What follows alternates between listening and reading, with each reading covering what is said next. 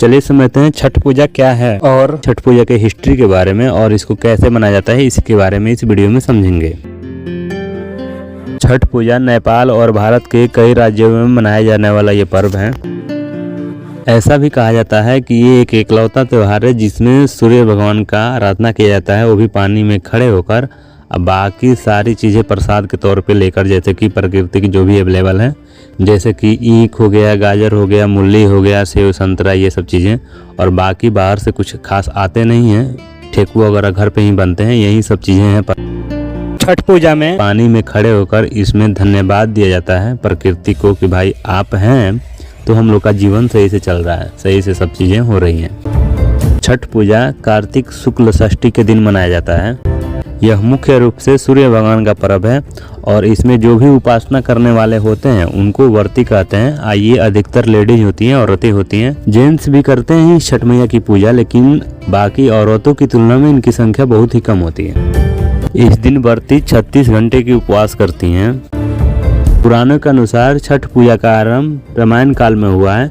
कहते हैं कि जब रामायण में रावण का वध करके राम, सीता, लक्ष्मण ये सब जब वापस आए थे ना, उस समय सीता माँ ने छठ पूजा का उपवास रखी थी।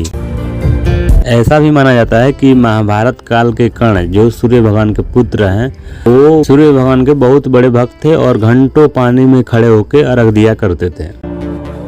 ऐसा भी माना जाता है कि पांडवों के स्वस्थ और लंबी उम्र के लिए द्रौपदी ने भी छठ रखा था, और ऐसा भी कहीं कहीं पे उल्लेखनीय है कि कुंती ने भी छठ रखा था, और इसी के आशीर्वाद के कारण पांडवों का राज फिर से वापस मिल पाया था, ऐसा माना जाता है।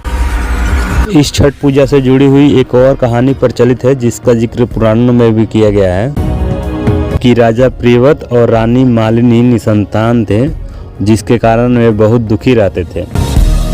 तब महर्षि कश्यप ने पुत्र कामिष्टि यज्ञ कराने की सलाह दी थी।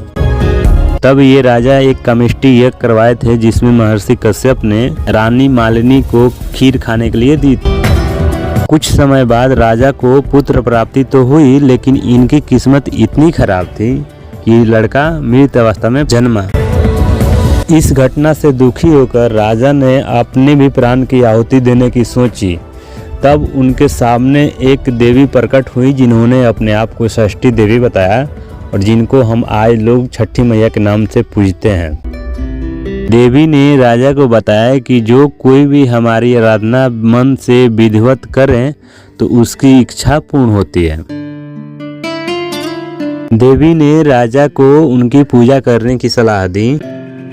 यह सुनकर राजा ने सच्चे मन से छठी मैया की आराधना किया और छठी मैया प्रसन्न होकर उनको पुत्र प्राप्ति का वरदान दिया। ये भी कहा जाता है कि राजा ने जिस दिन पूजा की थी वो कार्तिक के शुक्ल का षष्ठी दिन था, और हमें ऐसा लगता है कि इनका राज्य कहीं बिहार के आसपास में ही कहीं होगा, जिसके वजह से वहाँ के जनता लोगों ने भी ये देखकर शुरू किया ये पूजा, और ये धीरे धीरे फैल के इतना बड़ा हो गया है।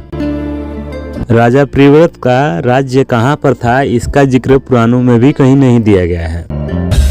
ये घटना सतयुग की है, तभी से इस पूजा की प्रथा चली आ रही है। आज भी इस पूजा को पुत्र प्राप्ति, घर वालों की सुख समृद्धि और लंबी उम्र के लिए किया जाता है। छठ पूजा पूरे 4 दिन का त्योहार होता है।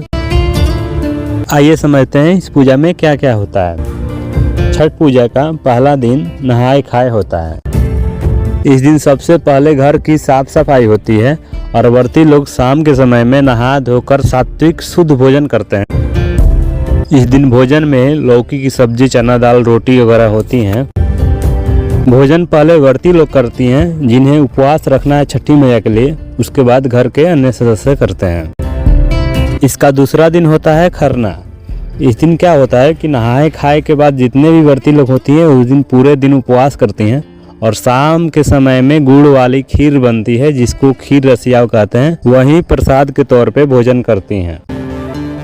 उसी रात या उसके अगले दिन सुबह में प्रसाद के तौर पे मिठाइयाँ बनती हैं घर में, जिसमें प्रसिद्ध तौर पे ठेकुआ है। ये देखने में कुछ इस तरीके का दिखता है। छठ पूजा का तीसरा दिन संध्या अर्घ होता है। यह छठ पूजा का मुख्य दिन होता है। इस पूरे दिन व्रती निर्जल उपवास रखती हैं और शाम के समय में सूर्य डूबने से पहले घर के कुछ अन्य सदस्य और व्रती लोग गांव के किसी तालाब या नदी के किनारे जाते हैं डूबते हुए सूर्य को अर्घ देने के लिए। और अगर यदि आपके गांव में नदी या तालाब नहीं हो तो उस स्थिति में गांव के लड़के ही कुछ छोटा सा एक टेम्प्रोरी तालाब टाइप का खोन देते हैं और उसमें पंपी सेट से पानी डाल देते हैं या फिर बाल्टी बाल्टी करके डाल देते हैं और उसी में सूर्य भगवान का अर्घ दे दिया जाता है। और हमारे यहाँ ऐसा ही होता है। और इस दिन सूर्य डूबने से पहले और अगले दिन सूर्य उगने से पहले घर की कोई पुरुष अपने सिर पे बांस की टोकरी में सामान लिए पूजा का सामान लिए हुए जाते हैं, जिसको बहंगी कहते हैं। बहंगी में फल, प्रसाद और पूजा के अन्य सामग्री रखी जाती हैं। तीसरे दिन जब छठ घाट से घर में वापस आते हैं, उस दिन गन्ने को खड़ा करके कुछ इस तरीके से पूजा किया जाता है, जिसको कोसी भरना कहते हैं। और ये चीज अगले दिन सुबह सूर्य उगने से पहले छठ घाट पे भी किया जाता है।